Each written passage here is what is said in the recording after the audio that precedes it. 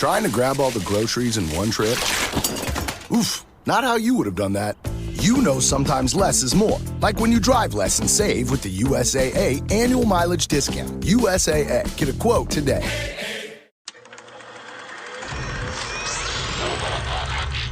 Game over, man. Game over. You're gonna need a bigger boat. So serious. I am Iron Man. This is a tasty burger.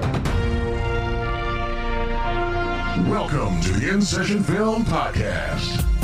Welcome to episode 540 for June 27th, 2023. And I'm JD Duran. And I'm Brendan Cassidy. Hey, thanks for joining us, everybody, as we enter into a new phase of the InSession Film Podcast after our announcement last week. One filled with cynicism, negativity, something we're not normally known for, but I think that'll be the case at least for this episode. Yeah, this episode might be a little more bleak than usual. However, and we'll get to that here shortly. Gosh, after that announcement, we're just the saddest people right now. And honestly, the state of movie news, as we're going to be talking about here, it's not making us much happier. Well, and it doesn't help matters that our latest podcast review was Asteroid City, which is Wes Anderson's most melancholic in a long time, probably since the Royal Tenenbaums. And then we recently got done seeing Past Lives, another film full of sorrow and melancholy. So it's just sadness all around. I guess Pixar's Inside Out was right. It's okay to be sad. It's okay to be sad. Yeah, and I've very much been feeling that this week because we made the announcement last week on the show that Ryan and Jay are no longer going to be regulars on the podcast. They're not co-hosts anymore. You'll still see them around as guests. Jay especially is going to be around. I know he wants to do some video reviews and perhaps a few other things, but you won't see them around as much as what they have been the last 5 years. So we did have a fun time reminiscing last week and saying goodbye to them. And certainly a big thank you once again to them and everything they brought to the podcast over the last 5 years. Absolutely. You know, and it's interesting I say we're entering a new phase, and we are because they were so prominent the last 5 years. However, it's almost more like a full circle or, you know, somewhat going backwards a little bit because this is like deja vu or something. Because, you know, from 2014 to 2018, it was also just Brendan and I with a few co-hosts on Extra Film that would come and go. Well, let's give Jay and Ryan some credit for lasting a lot longer than those other great folks that we had on the podcast for a while. Yeah, absolutely. We had a few co-hosts, Matt Negley and Vince Leo, most notably, and we love them and their short time here. But yeah, Ryan and Jay, they stuck around. They stuck around for quite a few years. They did. Which was very exciting. They apparently liked us a little bit more. Yeah. So, you know, and it's funny. I don't know if anyone else noticed this. I did have a few people reach out to me via text to, I guess, check up on me after last week's announcement. I don't know if anyone else noticed it. And in the moment, I felt it. And when I went back to edit the show, it was so obvious because I was emotionally, like I was holding back. I was doing my best to mitigate it. In the moment, I thought you were doing a pretty good job holding it back, but I think that only speaks to the ethos that you represent at InSession Film. You're just known as the emotional guy. You're known as the crier of our podcast. I am. And if you go back and listen to me as I begin that segment, you can hear it in my voice. I am starting to crackle there a little bit. But on the whole, I held it together. I did well, all things considered. But you know, wasn't quite a midnight special. It wasn't quite that, or First Man or a Tree of Life. But you know, when these guys are around us every week for 5 years, like you just get real close, and they're moving on to a new phase, and and so they won't be here every week, and you know, it very much is the inside out thing. Like it's not a bad thing. You just feel sad. No. There's just a little, you're going to miss them. And that's really all that it is.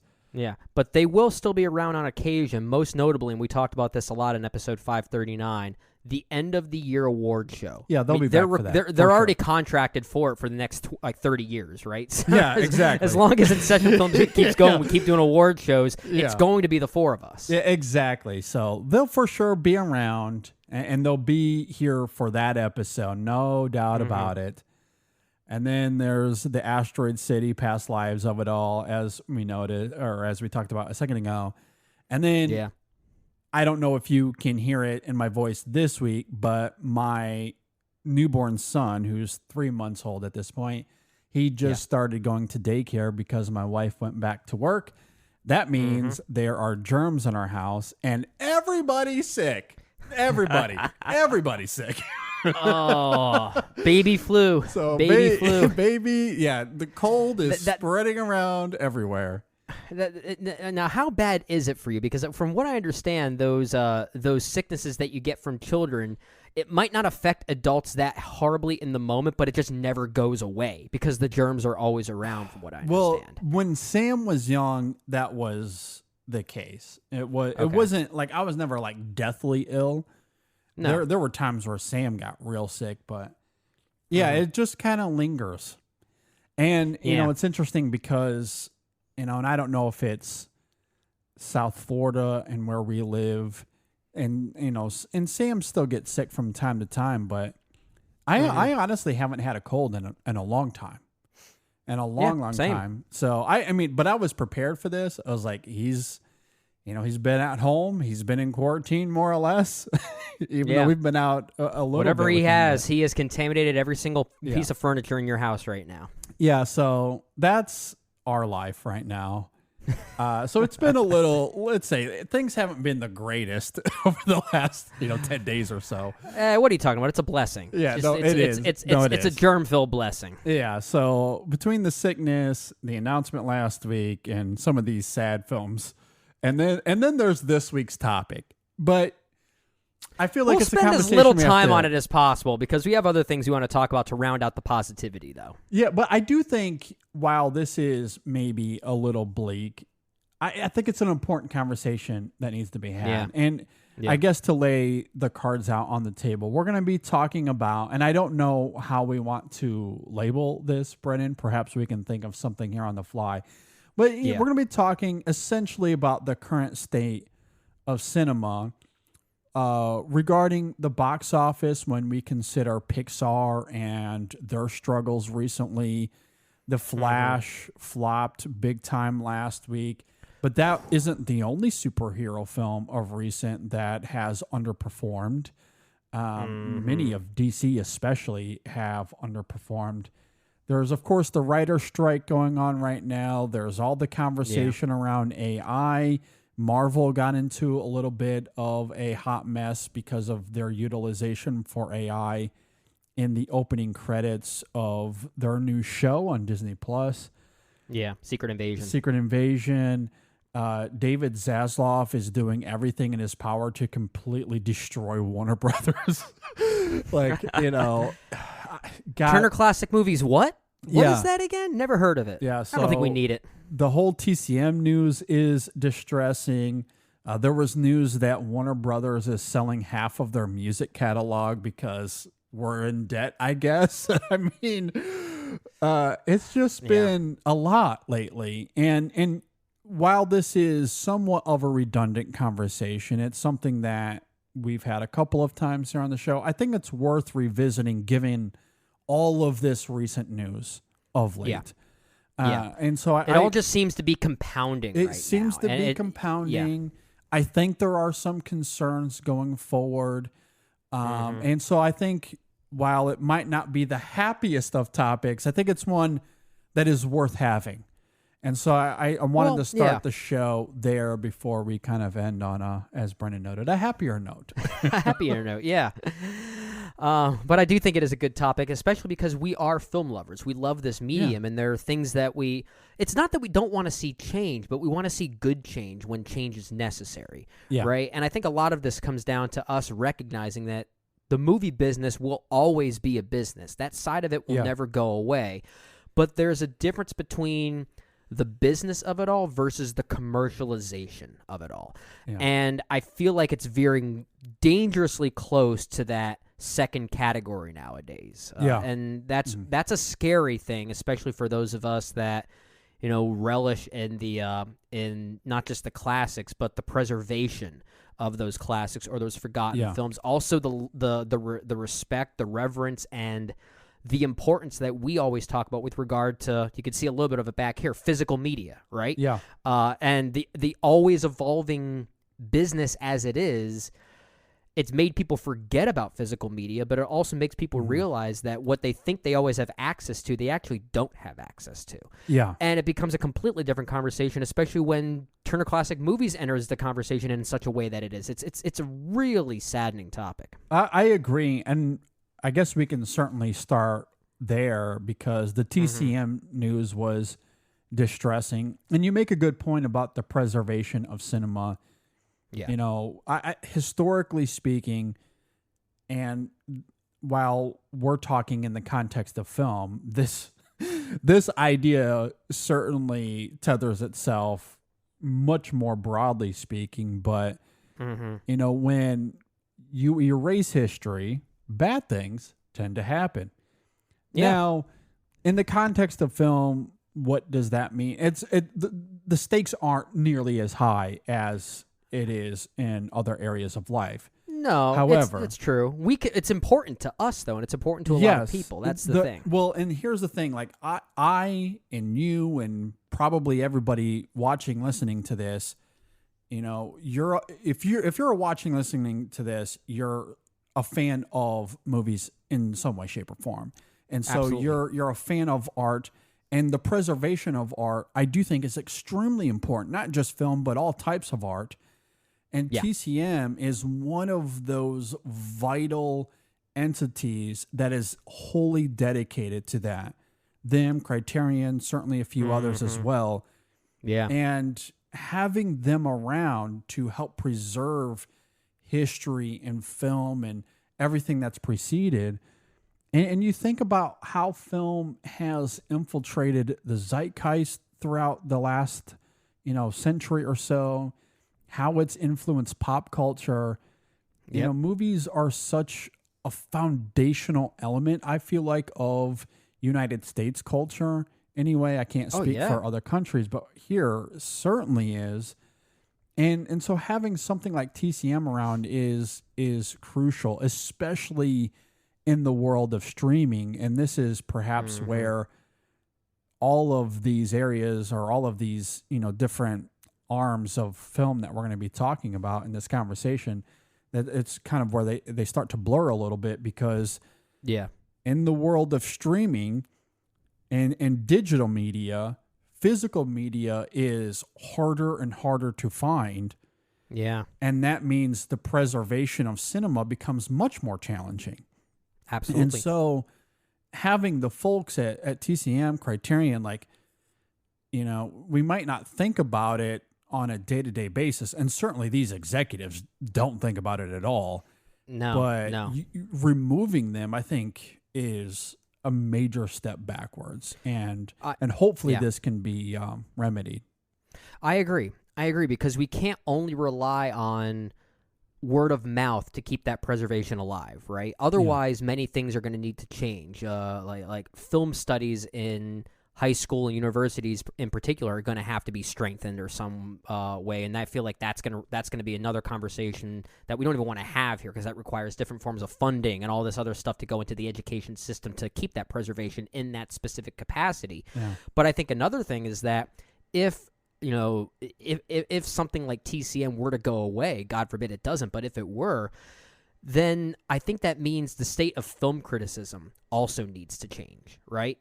And we talk about this a lot. This could even be its own side topic, but we sometimes sense that the state of film criticism, at least as it relates to social media and film Twitter, has kind of, I guess, devolved is the right way to put it, because it becomes kind of a game. It becomes kind of this like this this play for attention and for getting the first word of mouth first. And I think honestly, and this is not a knock on any certain critics group or anything like that, but if we want to keep the preservation of these classic films alive, and these companies and these streaming platforms are not going to acknowledge that, then I think modern film critics such as ourselves are going to need to reevaluate the way that we continue to talk about films in order to keep that conversation going, not just for our listeners, but just in a general sense too. So things would have to change, unfortunately. I agree. And in addition to perhaps the social media element of it, or the educational part of it, as you're kind of alluding to there as well, I think one thing that would also help is these streamers, because I don't think they're going away anytime soon. I agree. One thing that they need to do, and we briefly talked about this maybe last week on the show, or maybe this was a conversation we had offline. I can't really recall, but one thing that these streamers need to do a better job of is making these older films, these classic films, more accessible in terms of search and getting it in front of people, because something have its like own category. Or something like because Amazon Prime or Max itself, they have a lot of really great classic movies, or just anything pre-1990. But it's hard to find. They're really hard to find, unless you're a cinephile like us and you're searching these things, and then your algorithm starts to manifest around that. You just said the word I was going to say, because my first thought could have been, is that an algorithm thing? Like, is it only really recognizing that user's particular patterns and their usage habits? And in some cases it is, but I mean, when you first go on to, let's say, Max for the first time, like you've just first initiated your account and you're on there for the first time, the first things you see are movies and television programs that came out in the last 6 months or something like that. It's all new stuff. And those home pages, regardless of what your habits are, they tend to always be geared towards the present. And it's not like Netflix, at least Netflix, I'll at least give some credit to that. If you scroll enough, you'll find its own row of like classic blockbusters or classic romances or something like that. And a lot of times it might reconfigure itself based on what your habits are, but that doesn't always happen.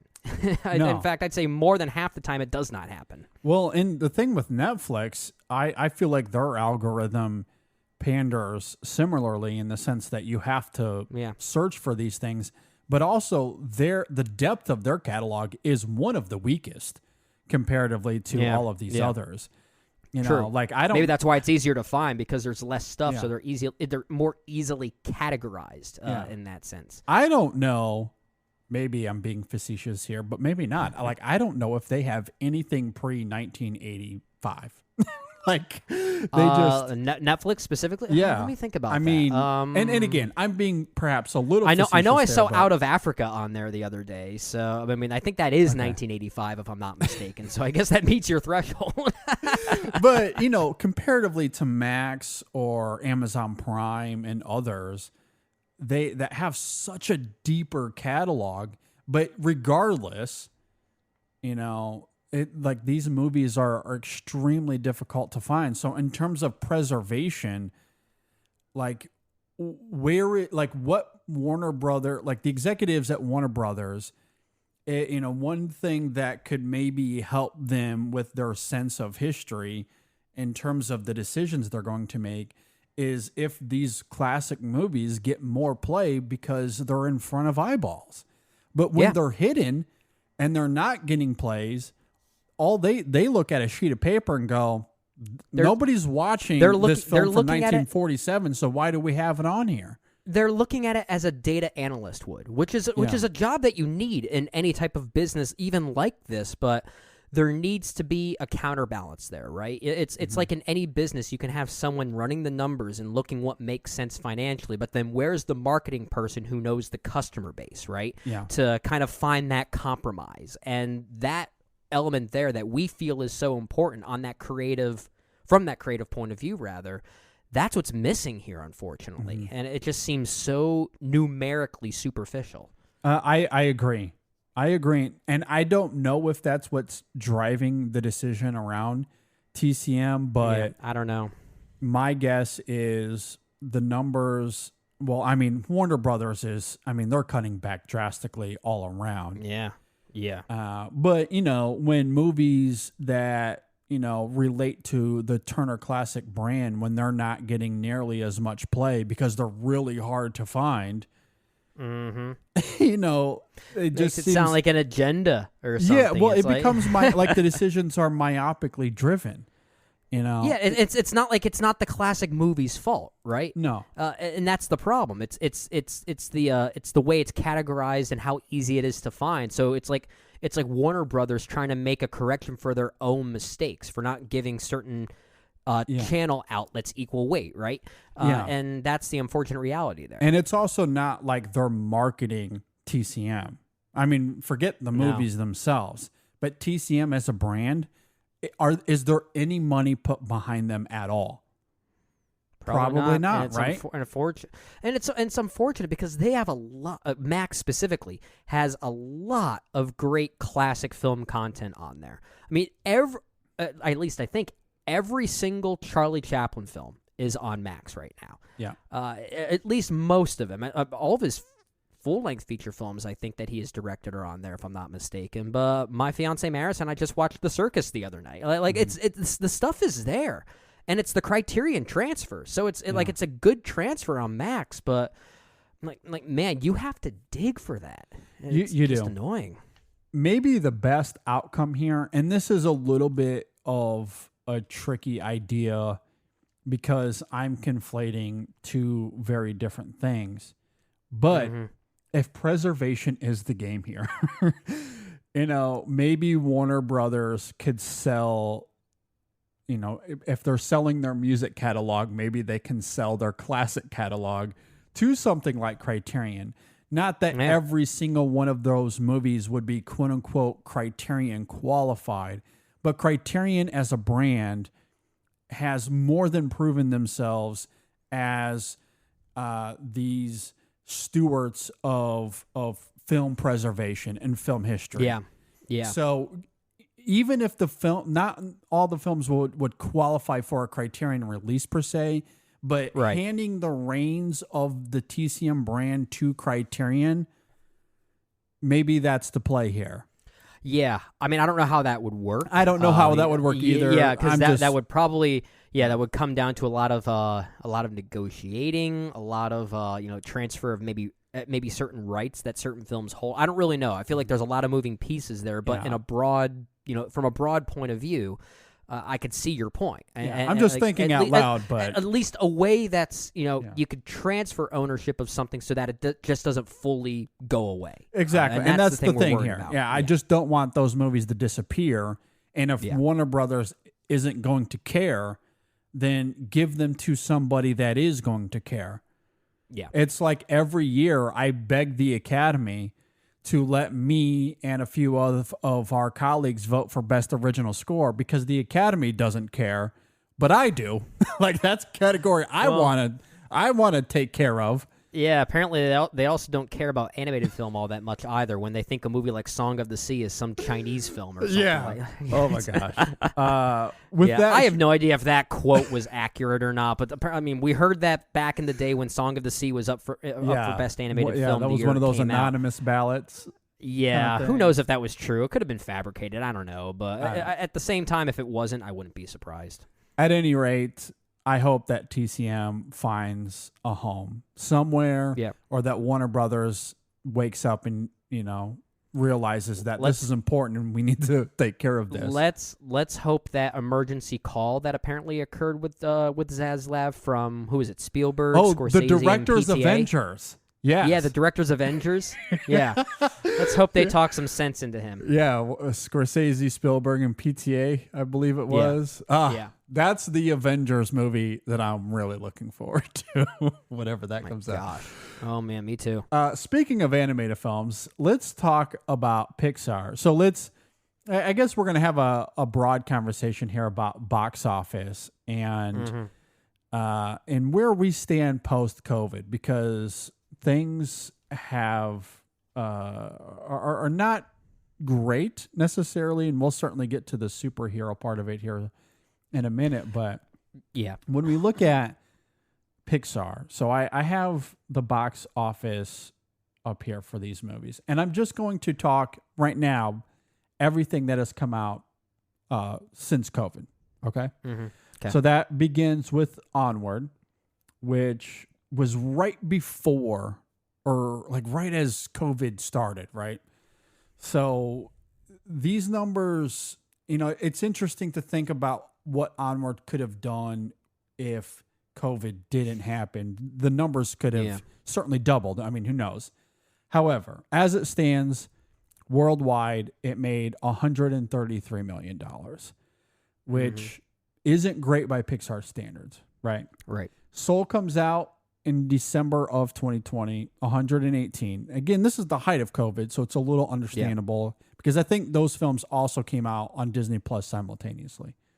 I don't think Onward did. I know it was Soul close. definitely did. Yeah. Luca then in 2021, in June of 2021, that one makes $49 million worldwide. Wow. Well, yeah, and that one wasn't that kind of advertised as like a Disney Plus exclusive of sorts? I think that was a little simultaneous. Same thing with Turning Red, because Turning Red, it was around $11 million, but that came out on Disney. Like those two came out on Disney Plus, I'm pretty sure. Yeah. And we'll get to that here in a second, right? Yep. So Lightyear comes out last year, $218 million, which is a swing in the right direction, but still a far cry from Pixar's best. And then Elemental at $123 million worldwide, $68 million domestically. So, to put that into context, here's what we got from Pixar pre-COVID in the 2010s. I'm not going to go through all of them. Yeah, but just some heavy hitters. So Toy Story 4 was the last film to come out pre-COVID, and that made $1 billion. Toy Story 4 hit $1 billion. Incredibles 2, the year prior in 2018, did $1.2 billion. Coco does $800 million. That was going to be my next question. Where's like something like Coco, how we can counterbalance that from the franchisees that have such a fan base already going into those films? Well, yes. But even so, Coco, that's very good. That's a number. That's a number. Now, Cars 3, and this is perhaps because people didn't love Cars 2, Cars 3 only did $383 million. So that's a far cry from something like Coco. However, right before Cars 3, you have Finding Dory, which is a sequel to a beloved film, and that made $1 billion. Finding Dory, an awful movie. I wouldn't go that far, but I don't like it either. But still, it's a sequel to a beloved film, and Cars 3 was a sequel to a not beloved film, so maybe that played into it. And then non-IP going to Inside Out, my favorite of the bunch, $850 million. Did very well. Very, very good. Monsters University, $743. That's pretty good. That's a movie. That's a movie I get pretty close to saying. I wouldn't say terrible, but I don't think it's very good. I like it much more than Finding Dory, for whatever that's worth. I don't. I'm the other way around. I'm definitely pro Monsters University comparatively. Okay. Brave, 554. And then Toy Story 3, I'll end it here. Again, $1 billion world. That was $1 billion 13 years ago. Yeah. Let's put that into perspective as well. Yeah. I don't know if that includes re-releases. I don't know, because I'm pretty sure some of these got some re-releases. Oh yeah, good point. Especially leading up to Toy Story 4, if there was like a there was a small run, I think, of Toy Stories 1, 2, and 3 for like a weekend or something like that. Yeah, like I know Inside Out recently got a re-release, so like some of this might be inflated slightly, but still, it says a lot about. Like the re-release numbers aren't going to change the overall numbers that much. So like the point still stands that Pixar, regardless of what you think about the quality, and we talked about this quite a bit in our Elemental review. For anyone that missed it, you can go and check that out. But we talked about the volatility of Pixar post Toy Story 3. The quality has been uneven, certainly debatable. Yeah. But these movies still made a lot of money, regardless. Didn't matter. Made a lot of money. And then everything onward till now, huge steep dive. And part of that, again, is COVID. It's not Pixar or Disney's fault. You can't control a global pandemic. So that is part of it. And that's understandable. However, Lightyear and Elemental, particularly Elemental, and it's going to be interesting to see what these next few Pixar films will be like from a box office perspective. You got to think that living in a post-COVID world now, the release strategy from Onward through Luca and Turning Red, that's got to be playing massive dividends to what is happening now. That is definitely playing a part because it's sending a message to moviegoers that certain Pixar films are eventually going to be on Disney Plus very soon, if not there already. Yeah. And because movies like Luca and Soul and Turning Red already set that precedent. And I don't love Soul like other people do, but it was a very well-received film. But I'm very high on Luca, as we've both talked about. I think that's top 5 Pixar, and Turning Red I think is very good. I think I like it. I think I like that more than you do, actually. But I would have loved to see these movies in theaters. But the push for Disney Plus, which was still kind of new at the time, there was a lot of dialogue around the launch of it and trying to gain awareness of it. And I think one of the things that Disney wanted to do was to have premiere content, and they thought these Pixar films were a great outlet for it, which has created this narrative, right? That movies, even like Elemental, for instance, which is not one of those movies, it's in theaters only right now, but it still creates this narrative that it doesn't need to be seen in the theater. And that's kind of unfortunate. Now, I will say, those numbers you read off for Elemental right now, they're not great. But I feel like it's at least going more in the right direction after everything that we've seen. Yeah. And that's where I'm secretly hoping that when we get more original content from Pixar in the next couple of years, we at least see those box office numbers slowly escalate and they go up more and more each year. I don't know if it'll get to those same billion-dollar numbers that movies like Toy Story 4 or Incredibles 2 were doing, but it does look like there's at least maybe some potential light at the end of the tunnel, that we're eventually getting away from that narrative for certain properties, and that could at least be a good thing if we're trying to make take some optimism out of this. Yeah, I'm going to be fascinated to see maybe not just Pixar, but animated studios in general. And I don't have the numbers from the other studios in front of me, but I'd be curious if there's correlation, though, especially because Pixar, of the animated studios, is probably the most prestigious. They certainly don't have the history of Walt Disney. They have the reputation now because of that amazing run that we've talked about many times from 2000 to 2010 really is like that whole decade is. I mean, if you're not a Pixar film, then then you're not going to win Best Animated Feature at the Oscars. That's just how it worked. Yeah, for sure. And even as we demonstrated, everything pre-COVID still did bonkers at the box office. So I'm going to be real curious to see what these next few years look like, because COVID certainly established a familiarity for movie-going audiences and a comfortability of watching movies at home. I think this is part of the superhero conversation as well.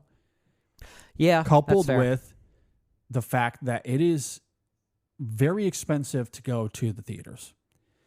And, I have 2 children now, one of them not old enough to go to the theaters. But if I was to take my wife and son to a movie, $60 easy. Between tickets and food, it's expensive. And there are a lot of families that just can't afford to do that all the time. In addition to streaming and the endless options that's there.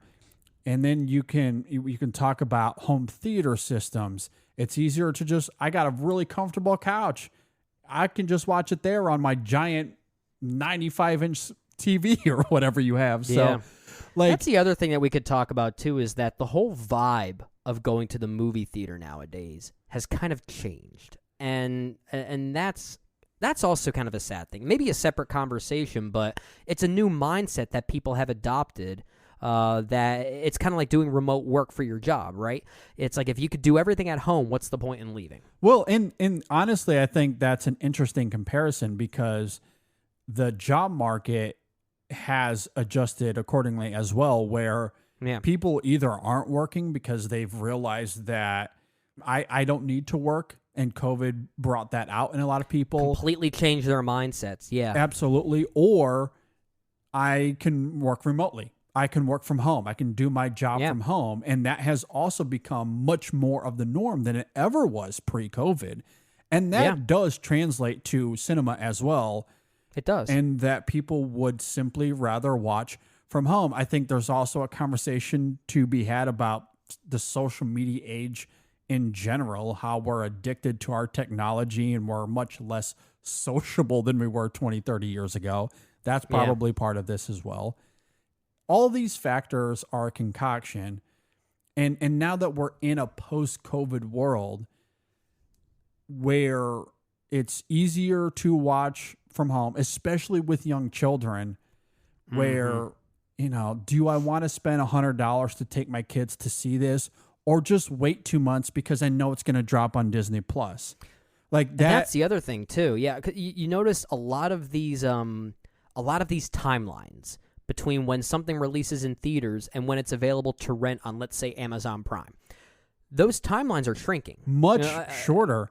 Yeah, I mean, and even when you do want to rent something on Prime, a lot of times it has that initial fee of like $20 to rent before it actually goes back down to $6. But even so, if you have a household with you, paying $20 to rent something, that's still way cheaper than going to the movie theater. Absolutely. And look, as a father of two, admittedly, the convenience of that is very helpful to me. I mean, there's plenty of movies I've seen this year where I simply wasn't able to make it to the theater because of being a father. And I just didn't have time. But a month after its release in theaters, it drops on Amazon for $20. And I'm like, yes, I'll pay the $20, So the convenience of that is something that admittedly I have participated in. And I think that mindset is part of perhaps why a lot of these movies have suffered comparatively to what it was pre-COVID.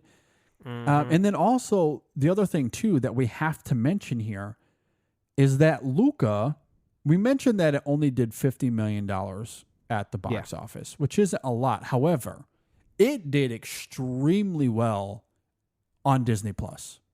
Yeah, it did very well. That was a hugely popular movie with families. It was a hit. I mean, like my fiance's nieces and nephew love that movie. Yeah, and they're right now they're 9, 5, and 3 respectively. But when they were watching that movie, 2 years ago, minus 2 years from their respective ages, and they were still enjoying that movie. Like a lot of families really dug it. Yeah, that seems like one of those Pixar movies that if it came out pre-COVID would be in that. That could be $1 billion movie, I feel. Because I weirdly feel like that's one where families would have been going to see multiple times because kids kept wanting to go. Or at the very least, it'd be in that Inside Out range of 100 or 850, excuse me. Yeah, Inside Out, Coco, somewhere in that same range. I think that movie was sadly a victim of circumstance and a victim of a certain release strategy that Disney was trying to test the waters with. And maybe they learned from their mistakes with that one. Well, and that's where things become complicated, right? Because if you're a Disney executive and you're looking at these numbers post-COVID and you're like, look, people want to stay home. we drop a Luca on Disney Plus. Look at these numbers. They're doing gangbusters. Do we need to release these movies in theaters? Now, obviously, so maybe it's maybe more we have nuanced to than maybe I now officially dislike Luca for that reason. Well, and so part of this, it's not even just the amount of plays that it gets, because you have to consider also subscriptions.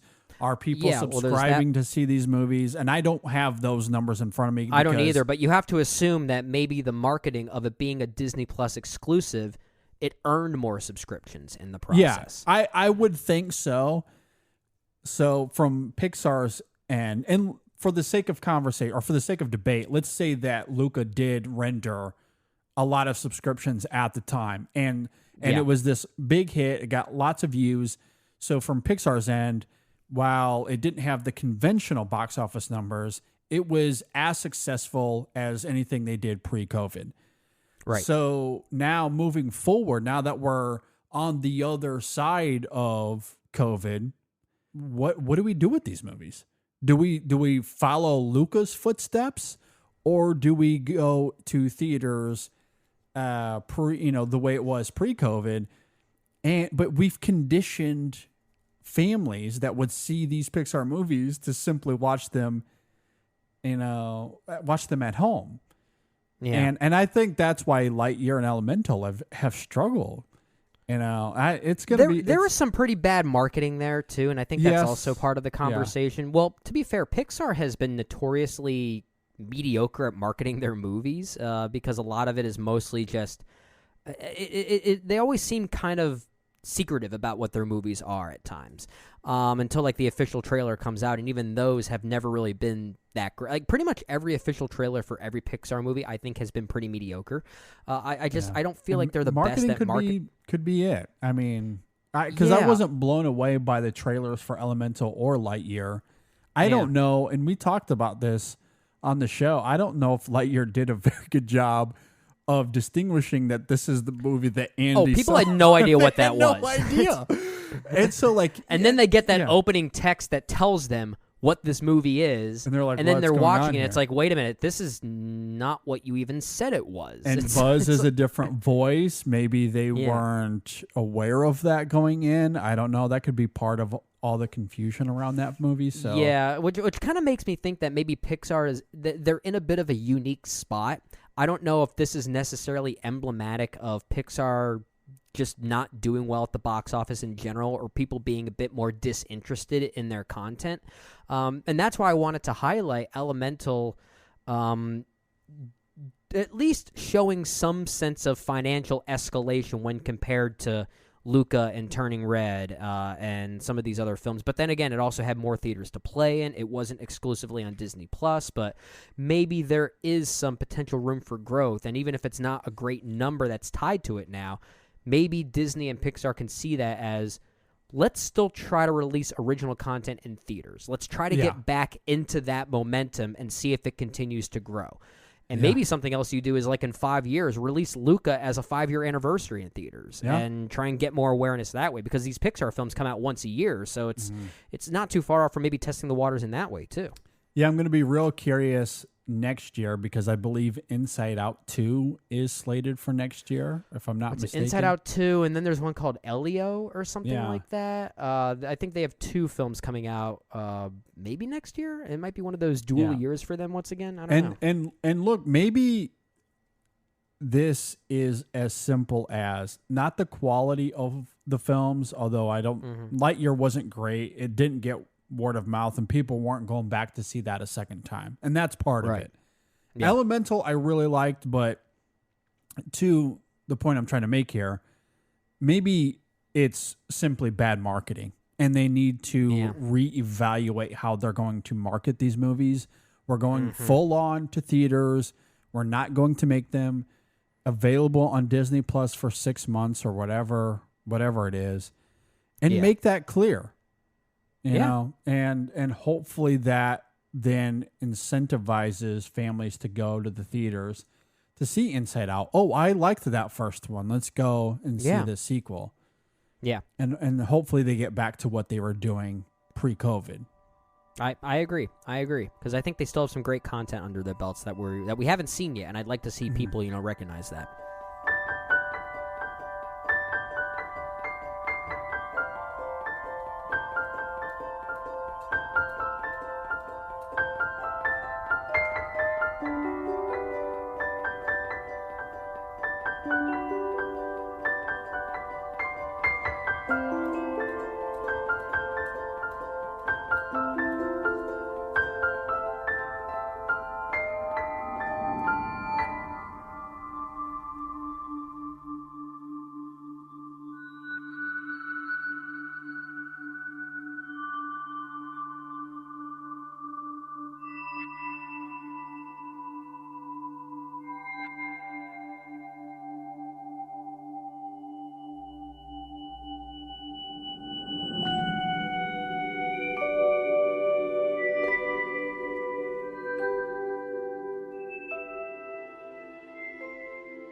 Hey, Brendan, you want to talk about some coffee? I love coffee. Oh, yeah. Anything to get me through this devastating Hollywood world we live in right now. That really helps me just stay awake and alert from the whole thing. Yes, we have to stay awake and alert. And especially when you have 2 kids, coffee is your lifeline. You need it to survive. Yeah. And that's where Coffee Cult comes in. And it's not even just that; it's also a natural stress reliever. It is. I think so. I've heard many people say. I mean, I agree. Just the smell of coffee, the aroma of it's so good. is enough to calm you down. It is. And apparently, there was a study that suggested that is absolutely the case. And I mean, with products like Coffee Cult and how beautifully crafted that they are, I mean, man, does that help even make that evidence, more factual. Yeah, absolutely. It's funny. I've had a few times where my son, who's 7, will smell the beans and tell me that he loves the smell of the coffee beans. And kids are not supposed to like coffee. Exactly. So it certainly speaks to the aroma of these beans and their potency. Yeah. So, and that's the great thing about Coffee Cult, because they source only specialty grade coffee from over 50 countries around the world. This is premium grade coffee. That is different. It's certainly a little pricier, but they are all about high quality. A lot of companies that we won't mention here, they will diminish the quality of their coffee by using either defected beans, or they'll throw in Robusta beans, which are lower grade beans. They're very bitter and not very great. They're packed with caffeine, but they taste like garbage. And they mix it all. Anything that'll let them last longer on whatever shelf life that they're given, right? Yeah. It's all about that preservation, which tends to ruin most food items to begin with. And the same thing happens with coffee. And you have to be careful with flavored coffees, because like in order for those flavored coffees to be made, they use chemicals. So it's not great. So there's a real thing called artificial flavors, right? Yeah. And we're people that enjoy the taste and the art of coffee making. Yeah, right? exactly. That we want to understand the natural flavors that these specific beans are providing us. Exactly. And Coffee Cult doesn't use any of that nonsense. They don't use chemicals. Good. They don't use artificial flavors. They only roast specialty grade coffee beans. And that's the thing about specialty grade and roasting it in a way where those natural flavors can come through. Because, for example, one of my favorite coffees they had was the Ethiopian Harar. And I had a cup of that again today. And I'm not kidding when I say that drinking that coffee, it tastes like blueberries. Like a blueberry muffin. That's kind of what it feels like. That's the thing. Like a good coffee should almost seem like a dessert or something. Exactly. Like that. And like I love the Sumatra. That is probably my great. favorite one. It's so good. The Cumbres, the black honey Cumbres is absolutely fantastic. And look, like a lot of these coffees, they have like these fruity sweet notes to it that might render like a flavor, like an artificial flavoring, but it's not. Like they're just elite coffees. That's how great they are. Yeah, to the average listener, you might think we're talking about something like bourbon or something. Yeah. But in some ways, the artfulness and how it's crafted is not too different with regard to Coffee Cult and certain, alcohols like that. I mean, not to say that that's what this is, but the craft, the art, there's a mindfulness to that. It's kind of working within the same tones there. And the other thing about Coffee Cult, they only source coffee from farms that pay their workers fairly and equally, especially their women workers. They roast, so it's very ethical, very ethically sourced. They roast to order, so there's the coffee's not just sitting around. It's not stored in some sort of warehouse. You order, it is roasted, it is shipped there. It gets to you in 2 days, especially if you're in the United States. It's extremely fresh and delicious. So go to coffeecult.com. That's coffee with a K, cult with a K. Coffeecult.com. Use our code ISF, and you'll get 15% off. That's code ISF, 15% off. Go and check them out. Again, that's coffeecult.com. The InSession Film Podcast is brought to you by our great friends over at First Time Watchers. Brennan, we are talking about cinema and how distressing it seems to be at the moment. However, what if you want a good time? First Time Watchers. That's where you go. They are anti-bleak. Well, it's distressing knowing that they only have 5 more episodes until they call it quits. They will be closing up shop on episode 500. All of the great episodes will still be there for your listening pleasure, but there will be no more new episodes upcoming. But what content they have put out thus far, you're right, it's anything but bleak. In fact, it's very knowledgeable, a great supporter of our show, and definitely a movie podcast you have to check out. Hosted by Tim, Walter, and Hermano. And it's not bleak because they know their movies. Even when they don't agree with each other, they have a valid conversation as to why that is. That's true. On their latest episode, they talked about the movie The Long Good Friday, along with DJ Valentine, friend of the show.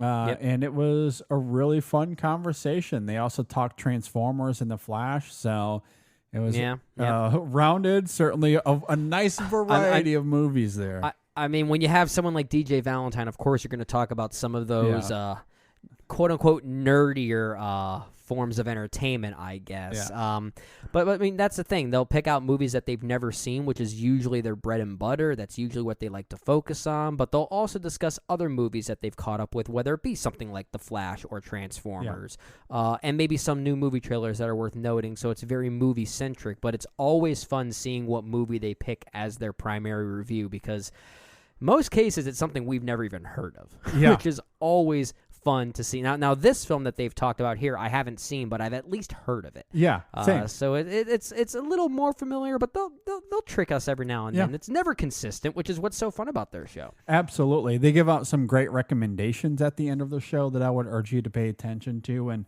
overall, this show is very smart. It's wonderful. It's almost ending, which is sad. Again, the melancholy of the show. But go check them out. Enjoy it while it is here. With that said, Brendan, where can you find them on the internet? You can go to firsttimewatchers.podbean.com and also hit them up on Twitter at firsttimewatchers, and on Facebook, simply search First Time Watchers. Also on Instagram, you can find them there as well. And go subscribe to them on Apple Podcasts and Spotify. Leave them a review. Let them know how much you love and adore their show. At the end of your review, we ask that you leave a little hashtag so they know we sent you to them. And this week, let's go with the hashtag, The Long Goodbye. That's sad. That's devastating. God, it better not be emblematic of the, the state of cinema. I know. Could you imagine? Oh my gosh. Look, we're gonna. That got morbid. That got morbid real fast. We're gonna try to make the rest of this conversation around cinema not quite that dire, but you never know. We might be in the long goodbye as we speak. Who knows? At any rate, go leave them that hashtag. Let them know how much you love them. Again, that's First Time Watchers.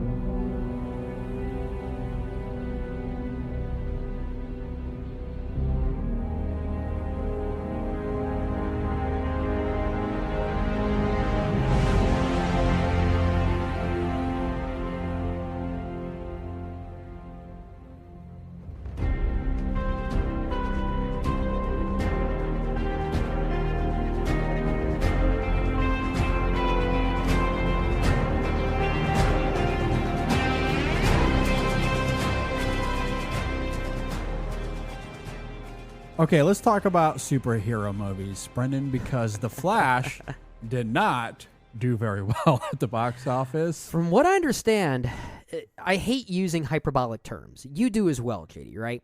Mm. But can we call this a box office disaster? I think so. I mean, they hyped this movie up as the best superhero movie, if not ever, since The Dark Knight. That was the conversation. Yeah. And James Gunn was raving it. Tom Cruise, they even had Tom Cruise say something about it. And maybe a few other celebrities. That's slipping the mind here. But they hyped this movie up. And it's also interesting because, you know, we talked about how Warner Brothers and Zaslav is just destroying everything with Warner Brothers. When he came on, one of the first huge things he did was write off the Batgirl movie. Nope, we're done. We're not. Yeah. This movie is finished, but we're writing this off. And they could have done the same thing with The Flash, especially because they were bringing on James Gunn to reboot the DCEU. We're going to completely start fresh. We're going to have a Kevin Feige figure that can spearhead this campaign for us. And that's probably the right call. However, The Flash falls under the previous regime, the DCEU, as it was called, as opposed to the new DCU, as I think it's going to be called going forward. But they didn't write it off. They said, we're going full steam into this. Yeah. So, you know, and not only that, but they put some money behind it. You know, they did market this movie. And I fully believe Warner Brothers thought they had something massive on their hands, perhaps historic. Not the case. No, not at all. And like that's not. This isn't one of those situations where it didn't do well at the box office, but in time, history will be. No, I don't think history is going to be kind to that movie. I don't think so. Well, and even so, like there's so much bad buzz around the production of this movie, most notably the issues regarding Ezra Miller and their troubles that they're now trying to seek help for. Yeah. But that certainly did not help. So, I mean, The Flash is certainly a unique outlier in this in some ways because it had so much bad blood behind it. But then it's also the timing of it all. I think there's also a lot of reason to speculate that these same issues also permeated throughout Shazam 2 and Black Adam because we knew going into those movies that there was going to be a reset, right? Yeah. That these movies didn't necessarily matter in the long run. And the movies that we saw, at least from our perspective, they felt like obligations. Like they felt like obligatory films. And I think people felt that as well, which is why they just didn't get the word of mouth to carry more box office momentum. And I think The Flash falls into that same category, just with more bad blood behind it, as we've been talking about. So there's definitely some circumstance there. It makes us question whether the announcement of this new James Gunn, Peter Safran-led DCU if the timing of it was really the right call. And maybe it was, maybe it wasn't. I don't know, but I think that definitely plays a part of it. Yeah, I agree. And I think a lot of this conversation echoes what we just talked about with Pixar in the sense that we live in a post-COVID world now where things aren't the same as they were previously. Then you couple that with superhero fatigue. It's expensive to go to the theaters, everything that we talked about before. And the other hurdle for DC especially is the lack of quality and the lack of consistency. The one thing that Marvel has going for it is that they took their time, they built this universe. The movies have been varying forms of good. A few of them have even been great. They concluded Endgame on a really high note.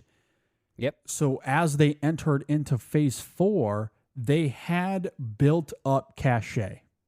So even as fatigue had set in, we all went through COVID and everything that comes along with that. And you look at the box office numbers of Phase 4, and Black Widow did the least at $379 million, which is pretty low for Marvel. Eternals right there, $402 million. Not terrible, not great, but certainly not as bad as something like The Flash. However, No Way Home, $1 billion. Doctor Strange in the Multiverse of Madness, almost $1 billion. Thor: Love and Thunder, one of Marvel's worst, if you ask me, still was around $800 million. Like, it still did very well. And Wakanda Forever did very well as well. And then Quantumania, it wasn't super great. Guardians, Volume 3 did very well though. So despite the quality of Phase 4 and the beginning of Phase 5, and we can debate that. I really liked Phase 4. I think there's potential with Phase 5, and we don't necessarily have to get into all those reasons right now. But in terms of box office and superhero fatigue, the one thing Marvel has for it is that built-in cachet. They had earned that cachet. They have a foundation. They have a foundation. As we all know, this isn't news. This isn't a new idea. Warner Brothers and DC was like, we're way behind here. We're jumping the gun.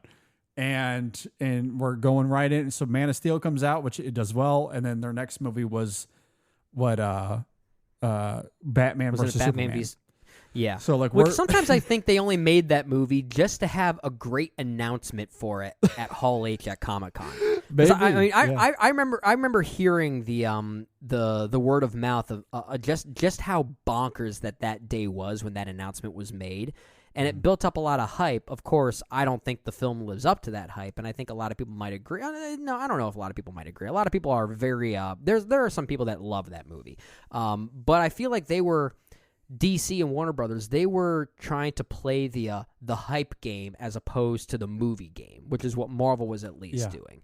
And they were going backwards. They were very regressive in that regard, and that's unfortunate. I agree, and because of how they were rushing, when you get to something like Justice League, not only are you having to bring all these characters together for this global catastrophe, the stakes are high, yada, yada, but in doing so, you have to, two of your characters are introduced in that film. So you're having to give us exposition and like an origin story for two of them in the middle of, that's something the Avengers movies never had to do.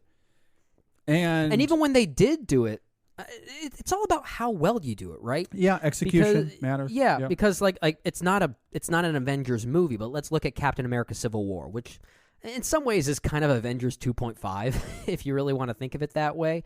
But that introduced both Spider-Man and Black Panther without real origin stories to define them. And yet I feel like by the end of Civil War, I started to get to know them enough to be compelled to see them more. Yeah. Right? Yeah. There was an efficiency there. No, I agree. And that's what DC did not have. I agree. Now, to be fair, Justice League was marred by tragedy. That was a very troubled production. It was a troubled production. Very hard to overcome that. Regardless of what happened to Zack Snyder, and my heart still goes out to him for sure. Yeah. But the idea on paper, I think is still very flawed. When you're introducing two characters and giving them origin stories in the Justice League movie, like he was up against the wall to begin with. And then with Zack Snyder's Justice League, now I think that's actually a pretty good movie on the whole. However, that's a 4-hour movie. Like that wouldn't have been released in theaters as it was. They would have, even if that was his vision, they still would have asked him to cut it to at least 3 hours, which means that all of the depth of that film in terms of introducing those characters, and I do think Cyborg in Zack Snyder's Justice League is actually kind of fascinating. But all of that still would have been cut out in the theatrical cut. Yeah. So the approach I just think is fundamentally flawed, and then the execution just wasn't there. Agreed. And so when you get to where we enter into COVID with Birds of Prey made $205 million still. That's a movie that I think without COVID probably would have I think that would have done better. I think that could have been, to be fair. I think that would have been at least $500 million. I agree. Or somewhere around that range. I'm also curious about Wonder Woman 1984. And again, we can argue quality all day long, but that first movie did... I still really like that movie. The first one did well, that if it didn't come out in 2020, would that have done well financially more than it did? Yeah. I think there's an argument to be made there, but still, regardless, those haven't performed up to the standards of what we saw with Marvel. And then the Suicide Squad didn't do super great either. Again, quality. I'm not arguing quality. Black Adam was a huge failure. Shazam! Fury of the Gods did almost nothing as well at the box office. And then now with The Flash. And I think those three films are simply a result of people not responding to those films because the quality is just really bad. It's that foundational support that it just doesn't have that we keep talking about. And like we alluded to, the knowledge that a lot of this is not going to matter, which is why of the remaining DC films that we have, at least this year before we kickstart James Gunn and Peter Safran's DCU, what do we have? We have, technically, it's just Aquaman and the Lost Kingdom, right? Because from what I understand, Blue Beetle is the first character of the newly dubbed DCU. I don't think enough people know that, but I wouldn't be surprised if out of all of these DC movies that we've gotten over the past year or so, Blue Beetle is the one that ends up being the most financially successful. I'm going to be and curious. I think it's because it looks different. There's a difference to it. I have a hunch that regardless if it's a good movie or not, I love the first Aquaman. I think it's my favorite of the whole DCEU. I think that sequel, what comes out in December, if I'm not mistaken, I think it's going to fail financially. I just don't see it doing very well, just given the history of what we're leading up to. Yeah, I mean, you might be right. Blue Beetle, I think, is fascinating because it has the potential, and I'm not as familiar with DC as I am with Marvel, but I kind of wonder if it has the potential to be their Iron Man, right? Because Iron Man in 2008, he was not one of Marvel's most prominent, characters. You go on the streets and you ask people then about Marvel, and it would have been Spider-Man, X-Men, Fantastic Four, Captain America. Those would have been the characters that they talked about. Iron Man was in the B tier. He wasn't for me. He was one I loved as a kid, but you're right. I did too. Broadly speaking, he was more in that second tier. Yeah, and then it comes out. And is there anyone that is more of a face of the MCU than Tony Stark and Robert Downey Jr.? No. Who would have expected that? I don't even think Marvel expected that. No Marvel way Studios came about that. because of the success of Iron Man. Yeah. And so I say that to say that Blue Beetle might not be Batman or Superman or Wonder Woman or even Aquaman. People might not know the character. I certainly don't know much about the character, but maybe if it's done well and it's good, and then over the course of time, how they utilize that character, maybe it could have some sort of similar trajectory. Yeah. And that to me is the excitement of where James Gunn might be taking all of this. But yeah. Again, and they have to earn happens. it, though. They have to build their way. I trust James Gunn knows what he's doing to build it. I think the problem now is that they have all this baggage that needs to come out first in order to pave the way for what new things we're going to see. I mean, as we're recording this, we only now just saw the news of who has been cast as both Clark Kent and Lois Lane in Superman Legacy. Very good casting choices, I might add. I think they seem very well cast. I'm excited to see what they're going to do with their respective roles. But once the baggage is gone, I feel like is when we can literally wipe that slate clean and start anew. We've just got these obligations to clear the way for it. But I think people are recognizing that, which is why these movies haven't been doing very well, because they know that they're just obligations. Yeah, and that leads me to my next point, and I sent out a tweet about this last week, and I got some pushback about it as far as quality. Like, I'm of the mindset of make good movies. Make good movies, and people will go and see them. Now, it's of course not that black and white. There are so many factors at play. I recognize that. We've talked a lot about them.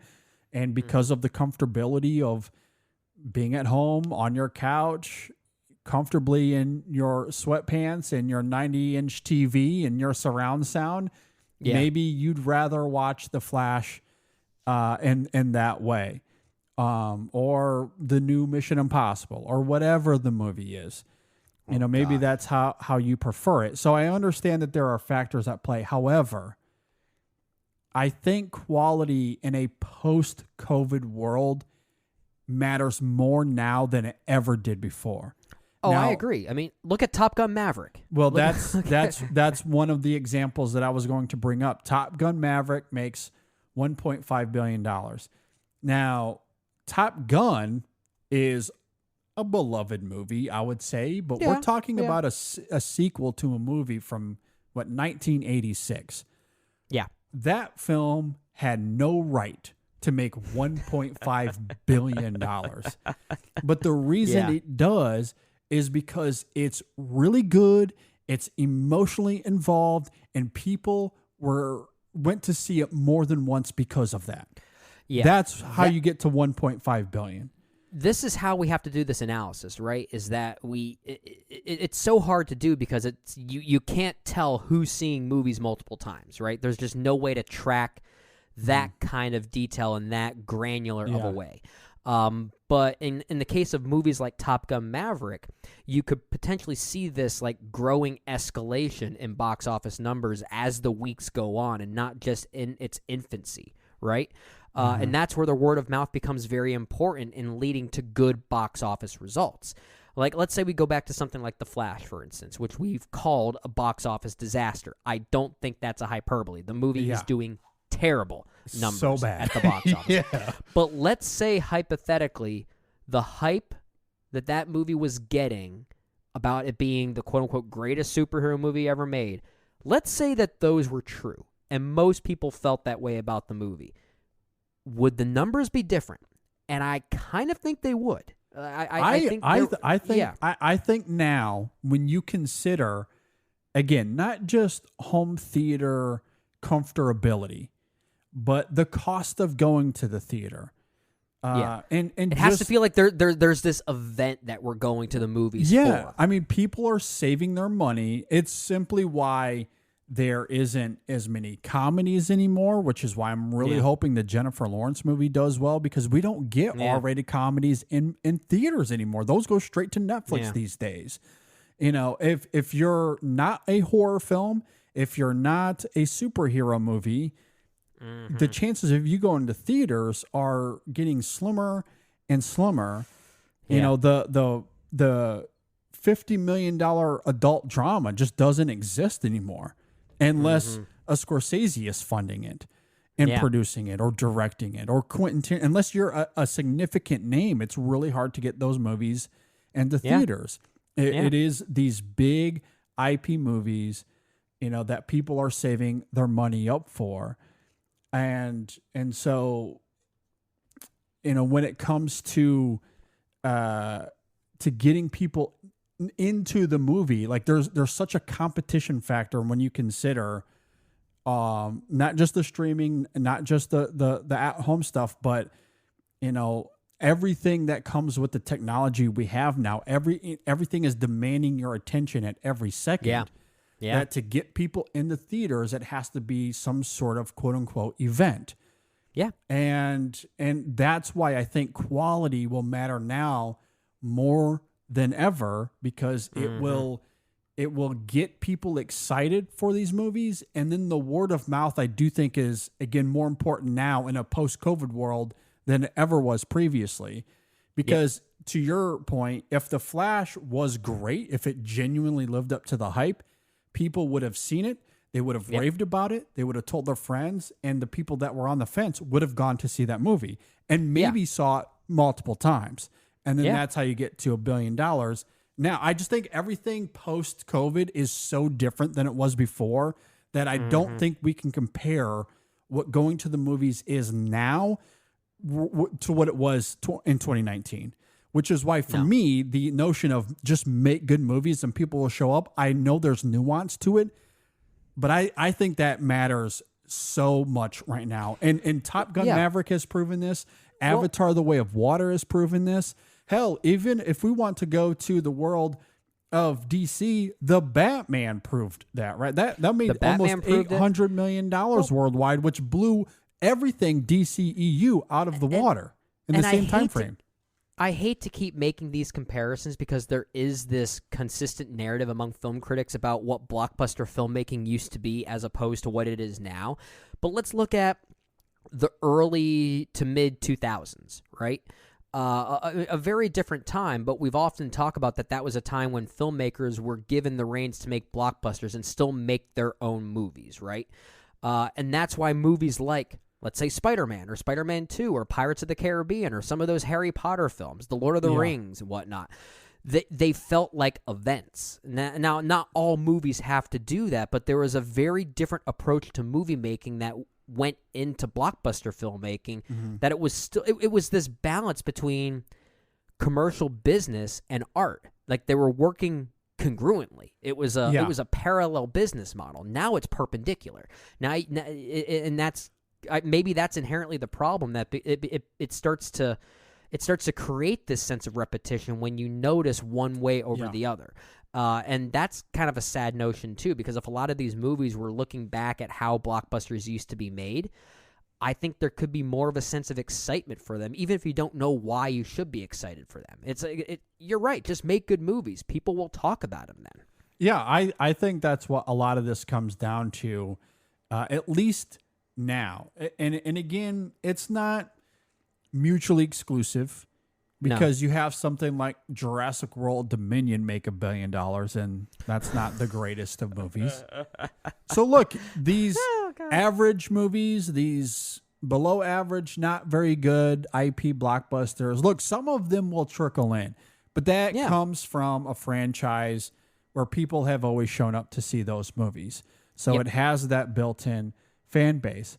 But even if you look at something like Fast X, for example, and perhaps this plays into the fatigue we talked about earlier and all these other exterior factors, so far that movie has made $689 million worldwide, comparatively to Fast 9, which did 750. And then you look at Fast, The Fate of the Furious, so the 8th movie, which did $1.2 billion. So again, there's definitely diminishing returns. There's diminishing returns. And part of that, I think, is the quality since 7 hasn't quite been there, and we're now seeing the effects of that. Whereas you look at something like John Wick 4. So John Wick 3, for context, that did $327 million, and that was 2019, so that's pre-COVID. Yeah. John Wick 4 did $427 million worldwide. So it actually did and better. it's also a much longer movie. Yeah, exactly. Nearly 3-hour movie too. Yeah. Let's put that in perspective. So yeah, exactly. So and that film does well because of quality. It's good, and people went to see it. They told their friends, and so those that are invested in that franchise or in that kind of movie, they certainly went to see it. So you do see that, like, the trajectory of that has gone upwards. And is it a coincidence that those films are well made? I don't know, but it's interesting to see that, and especially with Avatar and Top Gun Maverick. And again, I understand that there's variances here, there are shades of gray and all of this. But the films at the tip of the spear that are doing gangbusters at the box office post-COVID, that is very important. I'm not talking about anything pre-COVID, but everything post-COVID, it all comes down to quality and being distinctive, and it's not CGI soup. And, like those kind of movies, even my beloved Transformers. I love the Transformers franchise. We talked about this when we did our Transformers review here on the show. Like, as much as I enjoyed Rise of the Beast, visually speaking, quality-wise, like, say what you will about Michael Bay, but those films have a tangibility to them. Like, there's like there's something about them that feels lived in. And I think the animation and the CGI is honestly still very good. It's a little clunkier, but it's cleaner. It's like clunky, but there's sharp. at least there's a vibrancy at least. Like you could definitely sense that there's an attempt to put into the saturation to at least enlighten some of the color palettes. And make it kind of lush and vivid where it needs to be. Exactly, and we just don't like. I want the new Transformers to do well, but I understand why it hasn't garnered the response that it has. And, if I'm, some of this is also on Michael Bay because those last two Transformers movies were not very good. And so similarly to DC, I think people have become tired of Transformers and they're not nearly as invested in that franchise anymore. Yeah. And sadly, Bumblebee wasn't enough to bring them back in. No. And that's where, again, there's various shades of gray here because that's a good movie that mostly got good reviews. People tend to really like it. The word of mouth, though, wasn't nearly as strong. People didn't really quite go to see it. So, look, it's not, it's not black and white. But generally speaking, I think especially now, and Bumblebee was pre-COVID. So, again, I think that is somewhat excluded from this conversation. I kind of wonder how that film would do now, honestly, in a post-COVID world. But that's a good point. Be curious. Now, make good movies, people will go. Unless and it's horror, then it's a different story. Well, I mean, horror tends to always make its money back because they're always made cheap anyway. People love, that kind of stuff. Yeah, you can do whatever you want with that genre. But yeah, just make good movies. Honestly, just selfishly speaking, we just want to see good movies. And that's it too. That's the funny thing about the pushback more than anything else is like, people need to debate on film Twitter, right? I mean, it's like you can agree with a point, but you got to find some little thing that you can push back on just for the sake of being confrontational because it's just easy to do that in an online forum. And that's that's a frustrating thing. I'm not calling anyone out specifically. I just think it's funny that my whole thing was make good movies, people will show up, and I was getting pushback to go, nah, that's not it. That's not good enough. It's like, I just want there to be good movies. Just do it. Man, and I don't just say it as the royal we. I'm saying you and I just want to see good movies. Yeah. And we want to be surprised and blown away by something that feels like it could be an event. That's what we go to the movies for, that sensation, that otherworldly aspect that they can bring out. I agree. Looking at the box office here, though, Brennan, I want to somewhat flip the script here a little bit. I want to go back to animation here for a quick moment because earlier with Pixar, we were talking about marketing. The Super Mario Brothers movie has done $1.3 billion worldwide. It's the highest grossing animated movie of all time, right? Yes. Or not of all time. It is certain. Yeah, it's. I think it's in the top 3 right now. It's close. Again, Yeah, listeners, correct me if I'm wrong, but I know it's up there pretty highly, at least in the top 5 of all time. So, and obviously with Elemental coming out this year, like coming out in the same year, like it to me that is, it reverberates that there's really no excuse from Disney and Pixar. And I think a lot of this comes down to, and it's hard to compare. This is not apples to apples because Elemental isn't relying on IP. And No. if anything, it's reliant on a certain Pixar mentality. But the Super Mario Brothers has tons of nostalgia behind it. However, I will say this. This, even if you remove the nostalgia, the marketing for that film was way better than what we've seen from Pixar recently. That's the thing. It's a different audience, for one thing, between Illumination and Pixar specifically. Oh, for sure. Right? But say what you will about Illumination. I don't love many of their movies, okay?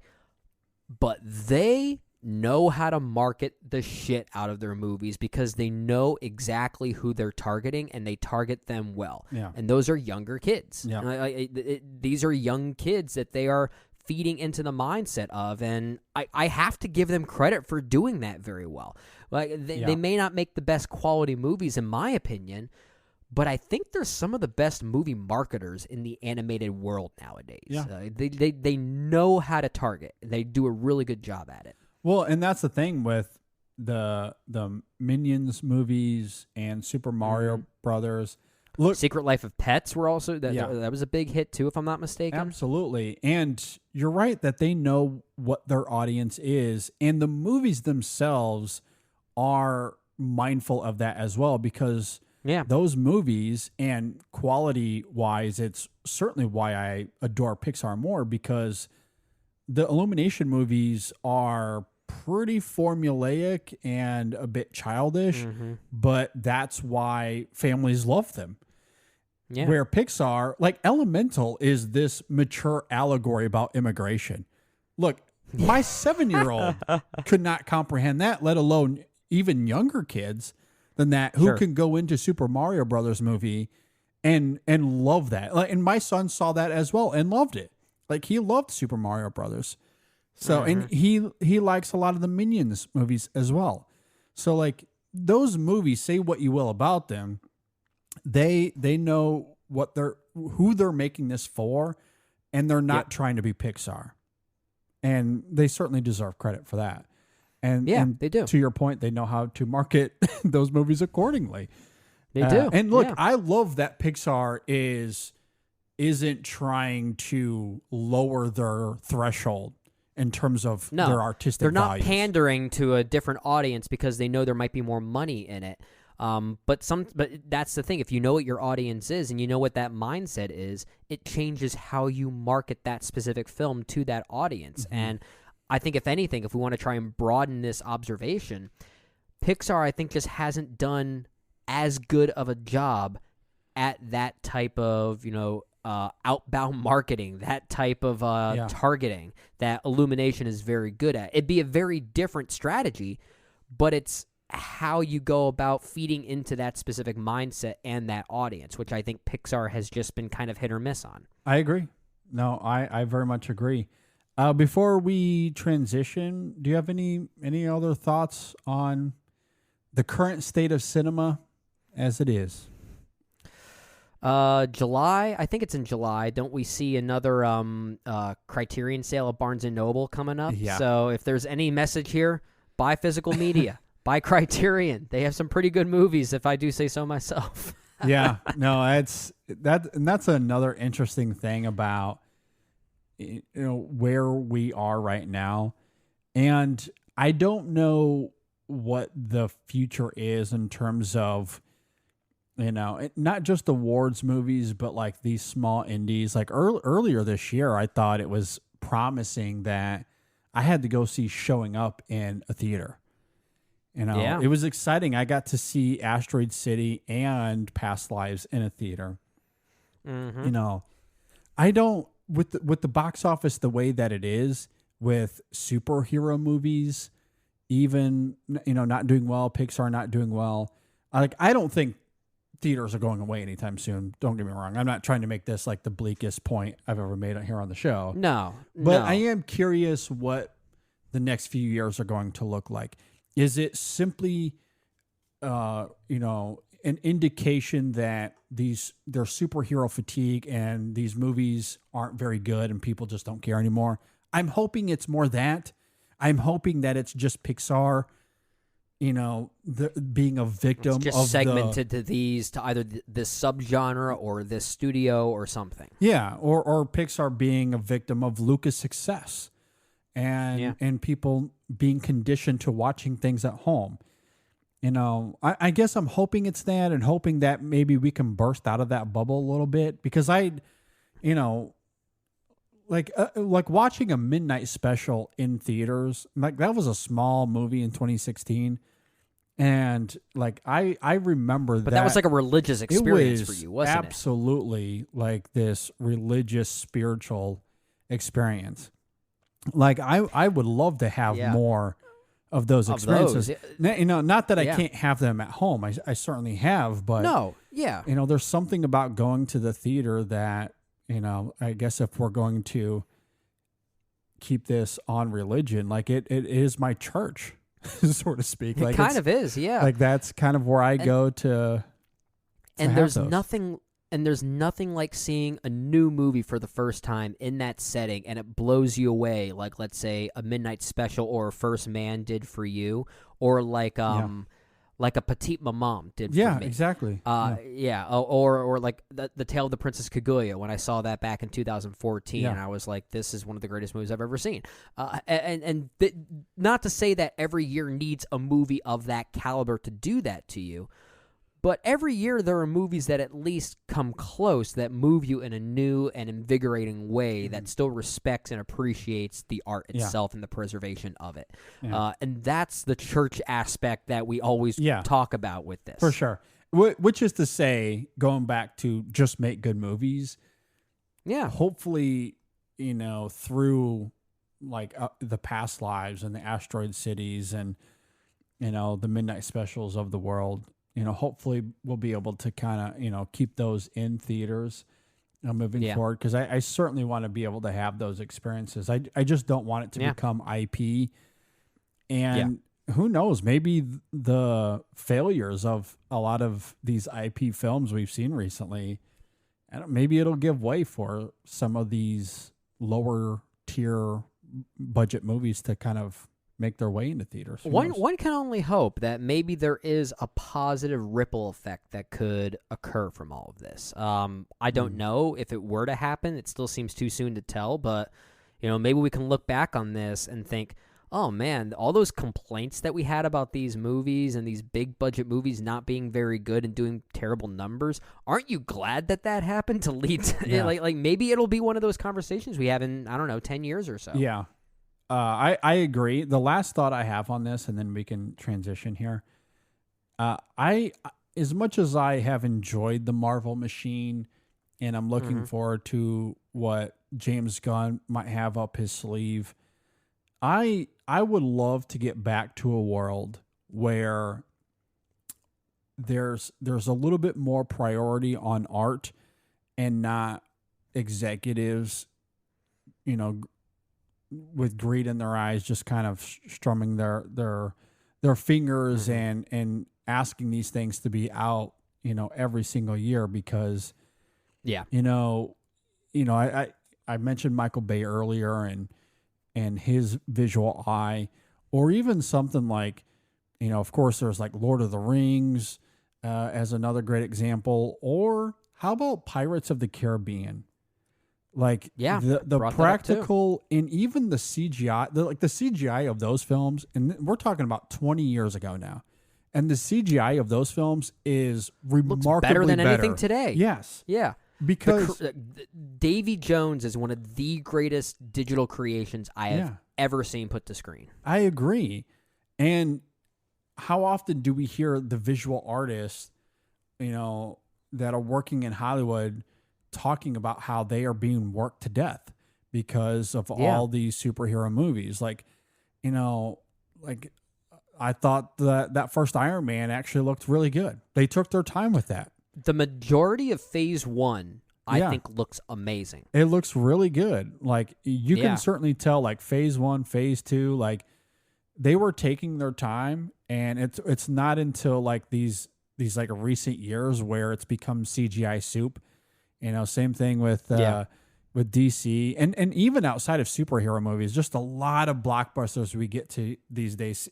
Transformers, Rise of the Beast, I mentioned, like, all of them fall into these flat visuals that are insipid, and it's because they're probably working on all these same movies. They work for these companies that are contracted by these studios to work on their respective films, and if they're double dipping like this all the time, at the rate that these movies are coming out, they just can't balance that workload. They can't, and I would like to kind of get back to, the way things looked with like Pirates of the Caribbean, for example, which is why I admire James Cameron coming out and going, you know what?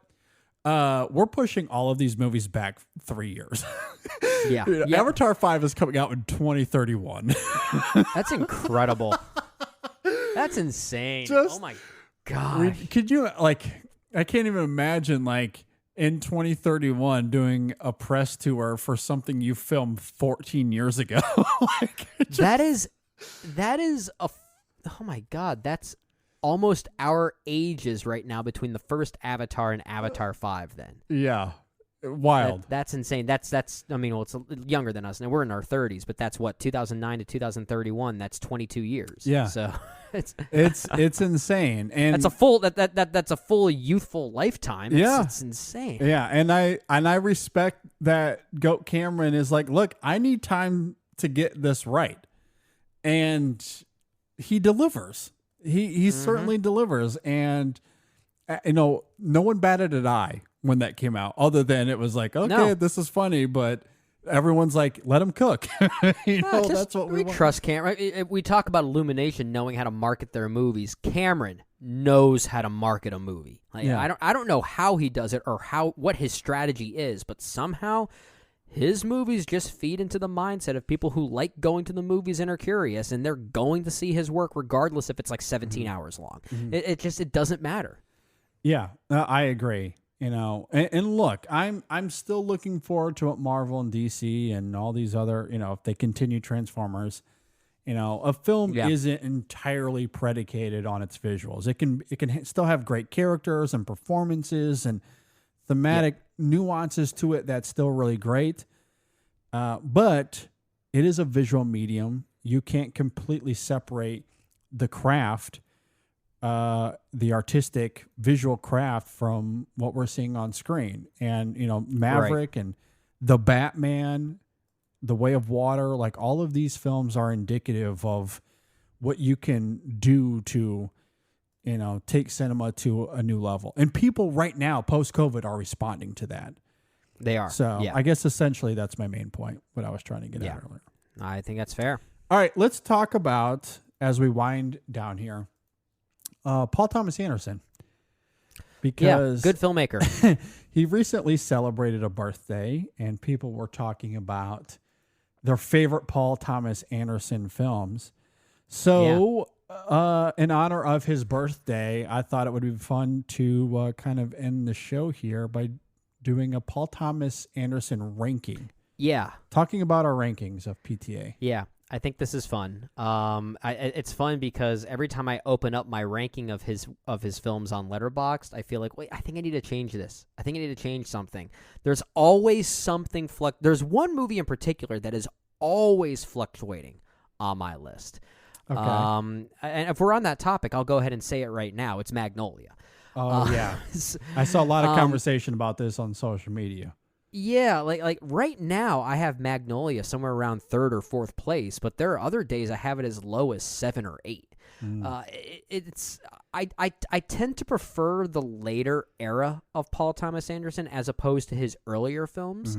I'd say like Punch Drunk Love onward is my favorite era of PTA because I feel like that's when he was kind of shedding his his Robert Altman and Martin Scorsese influences a bit to do something a bit more unique to him. Yeah. And that's certainly more evident in his later films. And Magnolia just reeks of Robert Altman shortcuts. I mean, it absolutely does. But that was a formative film for me. At one point in my life, in early college, it was my favorite movie of all time. It was one of those movies for me. So I'm always going to have a soft spot for it, even if I recognize that it still carries a lot of other filmmakers' DNAs as opposed to just PTA's DNA. Yeah. But that one, it always fluctuates. I love the movie. I'll always love the movie, but it's interesting to see a filmmaker whose filmography is as ever-changing as it is. I think that's the sign of a great filmmaker. I agree. Is when those films are always evolving with your own mindset as you grow, and I think he's certainly one of them. Yeah. So I have Magnolia on Letterboxd. I have it rated at 4.5 stars. Okay? Mm-hmm. It's number 7 on my list.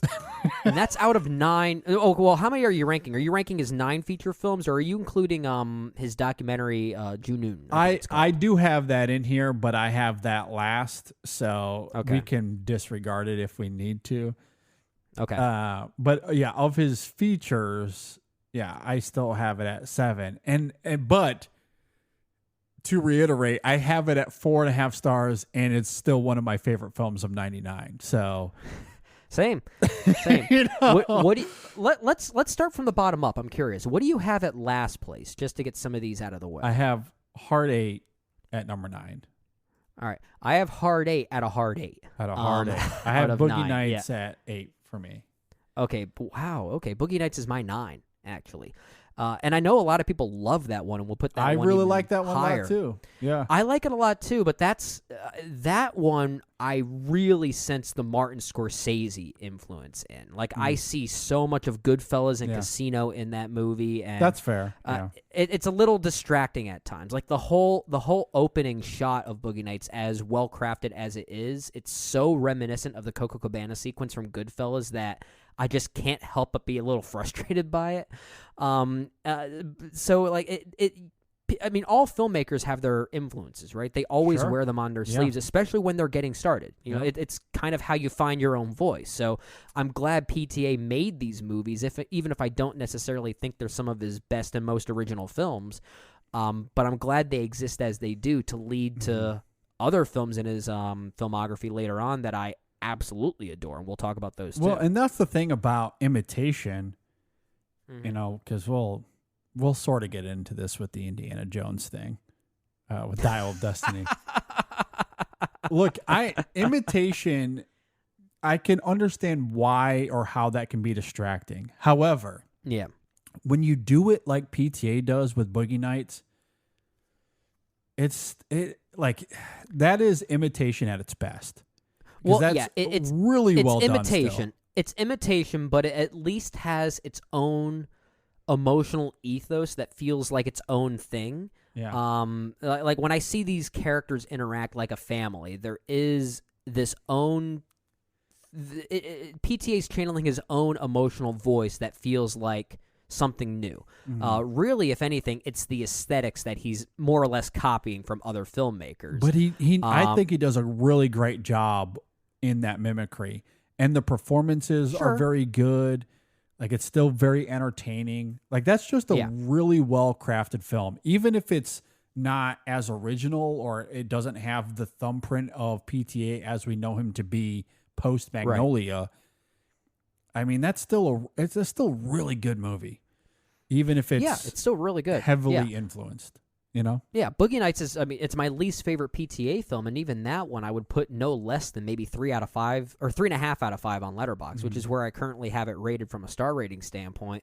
But that's still, that's a solid 7 out of 10. That's a good movie. That's a very good movie right there. I just don't love it as much as maybe the acclaim seems to suggest. I much prefer his later output with regard to movies like. Really, Punch Drunk Love onward was this really interesting phase of his career when he really found his own unique voice that, honestly, I can't even put into words. And I think that's what I love so much about him.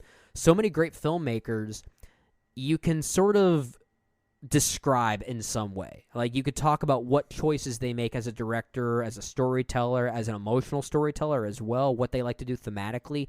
You can find a definition for them. Mm-hmm. But PTA is not really that. You could sense certain things that are comparable, but it's always exciting seeing a new film of his because it's almost like he's trying to reinvent himself every time. I mean, I love that. When you look at these films, I mean, each one is so distinct from the other. Like, he just, that to me is what I love about PTA. And, whether it be tone or otherwise, visuals, I mean, they're all so distinctly different. Like, The Master is nothing like Punch Drunk Love, which is nothing like Phantom Thread, which is nothing like Inherent Vice. They're just all very different. And yet you watch these movies back to back, something about the way the camera moves, something about the way that everything is methodically told, the precision of it all. It's like they feel like they came from the same mind. Yeah. Again, it's hard to explain.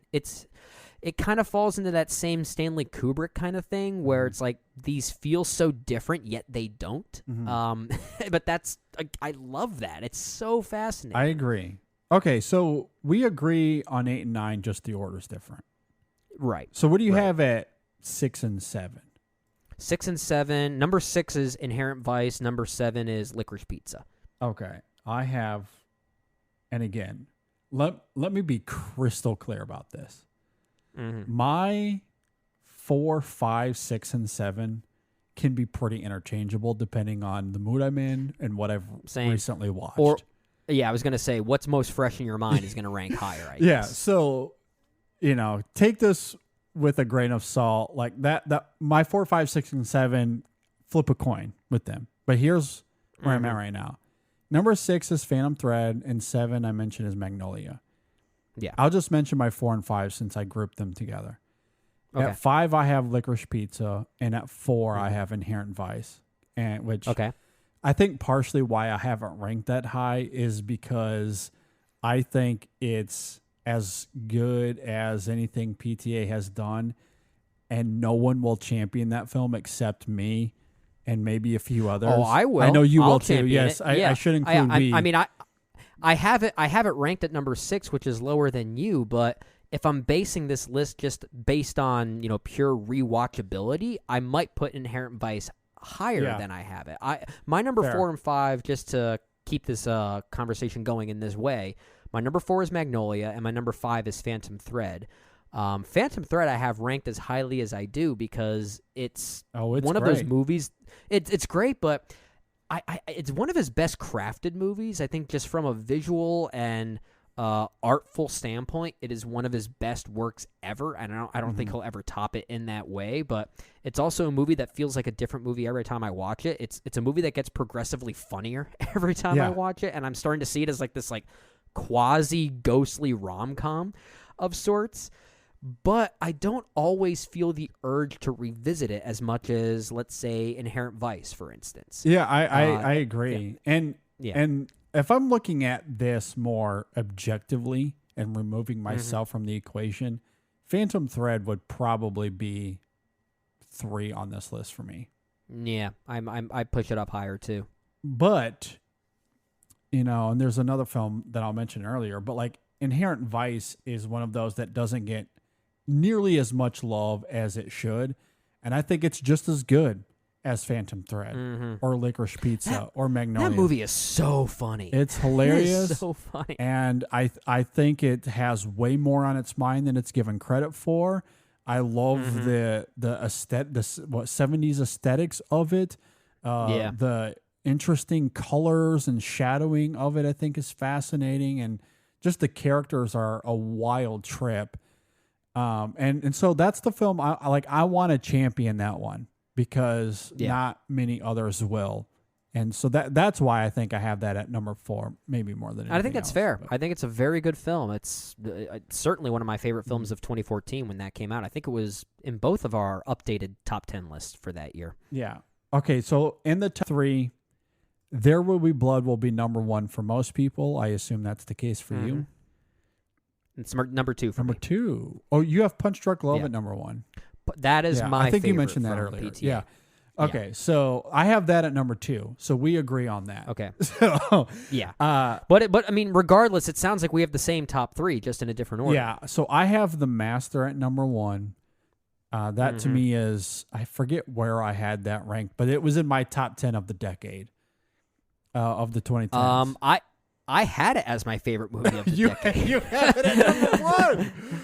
Yeah, and yet it's my number 3 PTA film. Now That's you might think, hilarious. wait a minute, but the other 2 came out in a different decade, so it doesn't conflict with The Master being the lead of its own decade. So, I mean, basically, any time we do an exercise of the best of the decade, number 1 is probably going to be a PTA film. Yeah. That's just what we've kind of accepted. You at know, this point. that might be something that we have to plan next year, because our retrospective this year is 2001. Yes. Which means we'll get to 2000 next year, and that means we've covered that decade. Yeah, I think we'll have to do them both in the same episode. We'll have to do a 2000 retrospective, or maybe just 1 week later. We got to do we got to do a full decade look back on the year 2000, or that specific decade in particular. Because our best of the decade episode we did for the 2010s was a lot of fun. I loved it. It I thought was. that was great. Yeah. So I'd love to replicate that for the 2000s. So perhaps we can get into that next year. We're getting very close. Oh, but that's gonna be hard to oh do, my gosh, man. it always is. But Well, I feel like that decade in particular, I think is going to be so much harder because so many of these movies that we saw at that time were formative films for us. So we have more of a we have more of a nostalgic soft spot for that's that true. era. Yeah. And that makes it certainly more fun, more passionate, Yeah. but more challenging as well. For sure. Yeah, because like I know you've talked about There Will Be Blood in that sense for you, among others, like the Royal Tenenbaums, which we'll get to later this year. Like that's one of those for me. So I also mentioned one of my top 5 favorite movies of all time being another 2001 film, and that's Spielberg's AI. Oh my So, gosh. That's one of my favorite conversations we had on the show last year. So Yeah. Wasn't 2001 also the year of Wong Kar-wai's In the Mood for Love? I mean, it's like we're talking about some of our all-time favorite movies now. It's like and there's some Damn. great stuff. I look forward to getting into that retrospective here in a little bit. Anyway, circling back to PTA. So I have The Master at 1, Punch Drunk Love at 2, and There Will Be Blood at 3. That's my 3. But all 3, I'd say, and hopefully you agree with this, 5 out of 5 star movies on Letterboxd. Yeah. Right? Oh yeah. Yeah. Yeah, absolute masterpieces. All 5. Yep. Absolutely. Absolutely. All 9. All 9 masterpieces. I mean, I don't quite think that, but I Yeah. mean, the day that PTA makes a bad movie, I think the world might end. Like something bad's gonna happen. At least like that. collectively. Like I know some people will argue Inherent Vice, and we had those like Oh, Licorice yeah. Pizza, but like Yeah. on the whole, yeah. like these are very well loved and praised movies. So to your point, In general. Yeah. the moment that he has a movie that's like 39 on Rotten Tomatoes, that's Pigs Are Flying, Hell's Frozen I Over. mean, I will say, I'd be weirdly excited to see it. I might even be more excited to see a movie that's panned by PTA. So looking forward to that. Before we wind down here, one more quick thing. We recently did our Asteroid City review. Hope people go and check it out. Okay, so from one Anderson to another, I Yes. see what we're doing here. I wanted to quickly talk about Wes Anderson because at the end of that review, and even throughout, I noted a couple times that I wasn't sure where this ranked for me within Wes's filmography. And some of our listeners right now, or if you're watching this on YouTube, perhaps you missed that conversation altogether. So I wanted to bring it up here as well to do a Wes Anderson ranking real fast as well, with Asteroid City still top of mind for people. So let's do that real quick because I did update my list on Letterboxd. I did do it. Okay. Here's what I have. Okay. Do you want to go backwards or start at number 1? Probably start at number 1. We're rounding down in the end here. Maybe this will go faster then. And plus, I already mostly revealed what my ranking was when we did our review of Asteroid City, and I can tell you right now it hasn't changed for me. Okay. I still stand by what I said there. Okay. Well, again, for those that missed it, we'll reiterate it here. Yeah, exactly. I have The Royal Tenenbaums at number 1. Shocking. I just talked about how it was a formative movie for me. Imagine if I had that at 4. I would say, who the hell are you? And what have you done with J.D. Duran? All right, so Royal all-time movie. That's in my top 50 all-time. Number 2, Fantastic Mr. Fox. Love going down the foxhole. Number 3, Grand Budapest. Number 4, Moonrise Kingdom. At 5, AC, baby. Asteroid City. You got Atlantic City. Atlantic City. Yeah, that was the Wes Anderson. Okay. See, people don't know this, but Wes Anderson took a page from the Spider-Man Across the Spider-Verse playbook, and he released various iterations of his movies in the theaters. So there's Asteroid City, and there's also Atlantic City. There's 2 versions. It just depends which one you go to. That'd be a clever trick of his. It would be. Yeah, okay. He could be the one to pull that off, though. All right. So Asteroid City's in your top 5. Asteroid City, I have of his 11 films. And All then right. at 6, cool. I have French Dispatch, 7, Rushmore, 8, Isle of Dogs, 9, Life Aquatic, 10, Bottle Rocket, and 11, Darjeeling Limited. Is what I have. Well, it's interesting. We just got done talking about one Anderson. Now we're transitioning to another Anderson, and in both cases, JD and I have the same top 3, just in different orders. All right. With Andersons, we think a lot alike, apparently. Heck yeah. But yeah, Fantastic Mr. Fox, Grand Budapest Hotel, and Royal Tenenbaums are my numbers 1 through 3, respectively. I don't know if that'll ever change. I could see myself liking Royal Tenenbaums more with time. Yeah. And I already love that movie. It's my number 3 out of these 11. But there's something about Fantastic Mr. Fox and just the overall stop-motion aesthetic that I think fits dangerously well with Wes Anderson. It that really I don't know if that'll be topped. Fantastic Mr. Fox, I think, might hold as my favorite Wes Anderson movie. And it's also why I love Isle of Dogs. That's my number 4. And my number 5 and 6 are the most interchangeable. I certainly like Life Aquatic more than you do, and a lot of that is because I think it just so beautifully sticks the landing.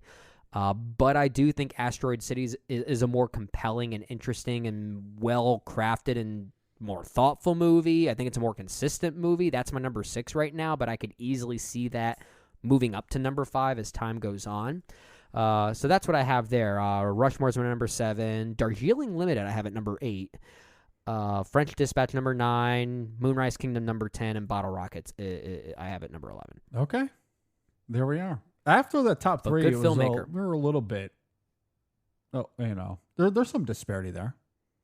Some disparity. Maybe a little bit. A little bit. Maybe a little Yeah, bit. a little bit. But I think it's mostly just given how much you love Royal Tenenbaums, and it's more of a personal film for you as opposed to maybe me, and because it wasn't as formative for me. But at the same time, I do selfishly kind of miss that Wes Anderson when he still had this like emotional practicality to his films. And I'm not saying I want him to go back to that, but it was a very different time and place for him. It was. And I love that existed. I agree.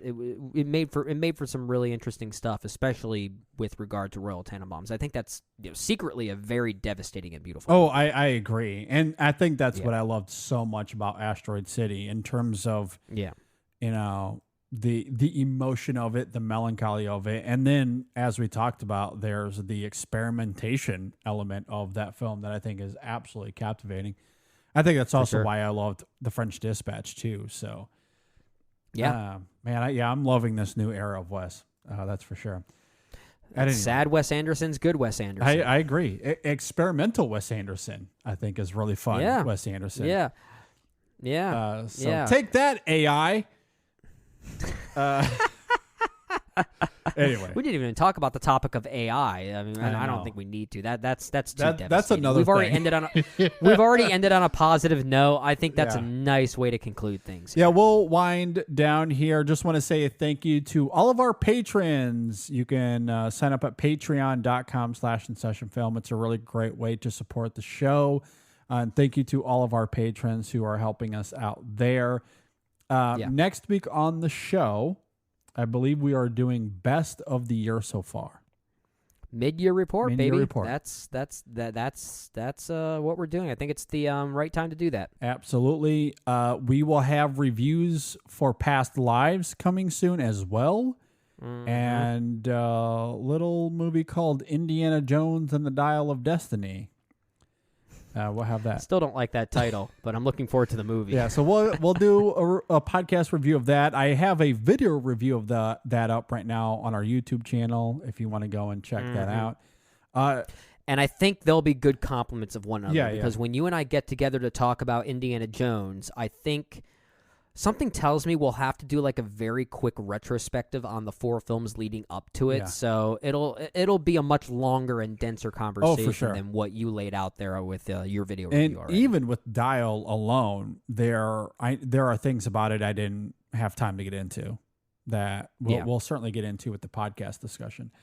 Also, just want to reiterate that we have a review of Asteroid City that came out earlier this week, so you can go and check that out.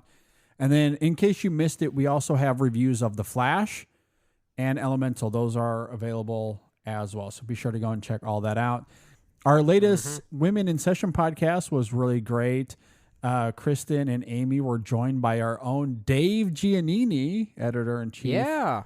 At InSessionFilm.com. They talked about the adventures of Priscilla, Queen of the Desert. Fun conversation. Really, really enjoyable. Definitely urge people to go and check that out. Be sure to follow us on social media, Facebook, Twitter, Instagram. We would love to interact with all of you there. Leave us reviews on Apple Podcasts, Spotify as well. All of that is very helpful. And if you're watching on the YouTubes, be sure to subscribe, like, and all that sort of fun jazz. So, Brennan, Absolutely. Anything else before we get out of here? Well, let's hope that The Dead Reckoning is what's going to save cinema for this summer. We see a lot of our friends and fellow critics are seeing it right now as we're recording this. I could have seen it tonight, but I would have had to go all the now way to Miami. Now I feel guilty. No. I would have had to go to Miami to see it, and okay. With 2 children, that is a lot more cumbersome than it used to be. And they're doing another screening next week that's much closer to me. So, okay. Well, then I might as well wait it out. Yeah, definitely gonna do that. Well, but yes, to your point, I'm hearing pretty good things. Yeah, hearing pretty good things so far. So that's exciting. Yeah, and look, Mission Impossible is another one of those franchises that we didn't really mention earlier, but you think about the longevity of it, and it's different than something like the Jurassic World, for example. Like that, right. I don't know what the box office numbers are for those movies, but when people talk about the best franchises, I don't think anyone's claiming Jurassic World, but people will talk about Mission Impossible, especially Mission or like 3 onward, especially. Well, yeah, it's because it's one of those franchises, and we don't see it very often. Franchises that have arguably gotten better as they got older. And this is, I'm not saying every entry is better than the last one, but there is this sense of upward trajectory with them, right? And that's kind of a rarity with most franchises in general. Yeah, that's the brilliance of Tom Cruise. That's why we love him. Movie star indeed. So, yeah, very much looking forward to that. Can't wait to see what he has in store, and I look forward to our conversation of Indiana Jones. So. At any rate, be on the lookout for all of that. Thanks for listening, everybody. Hopefully this wasn't as bleak as perhaps we laid it out to be at the beginning of the show. I think we had a lot of fun here. I don't think so. I think it was good. Yeah. I think we looked at it in a way that we were trying to, uncover some solutions to this that led to positivity. I agree. And that's the difference. We're not just whining and dining on all this crap. I agree. So, yeah. So, with that said, hopefully you enjoyed it all. Stay tuned for next week. Best of the year so far. We'll see you next time on the InSession Film Podcast. Oh, man. Really hoping Pixar can turn it around. Go, Pixar. Me too. Happy birthday, PTA. That's at least important. Now is the time for America to chart its course to a green energy future. And we can't do it without clean hydrogen. But it's up to regulators in Washington to establish the right rules that advance clean hydrogen today. Clean hydrogen needs the full extent of the production tax credit to decarbonize heavy industry, create high-skilled jobs, and lead the global energy transition. Get the facts at cleanhydrogentoday.org. Paid for by the Fuel Cell and Hydrogen Energy Association.